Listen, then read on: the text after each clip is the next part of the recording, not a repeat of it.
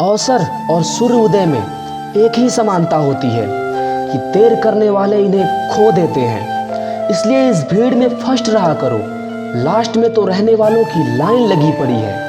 अगर आपके सपने ख्वाब बड़े हैं, ऊंचे हैं, तो ये भी याद रखना कि इम्तिहान भी उतना ही कठिन और जबरदस्त होगा।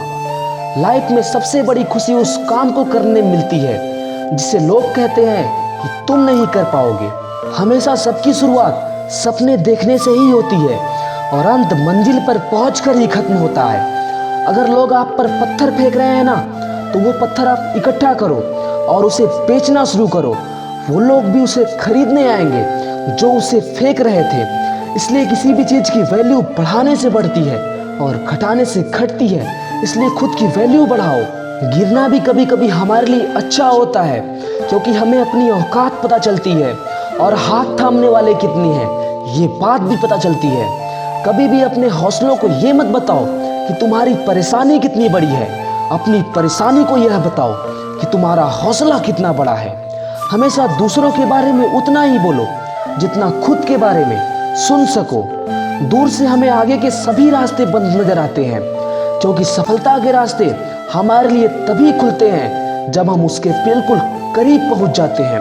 इसलिए कभी हार नहीं मानना, शायद आपका अगला कदम आपको सफलता प्राप्त करा दे।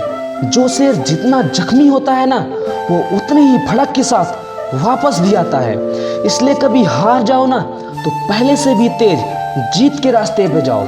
हमेशा जीतने वाला ही महान नहीं होता, बल्कि कहाँ पर हारना है ये जानने वाला भी महान होता है। हमेशा सच परेशान हो सकता है, लेकिन लाचार नहीं।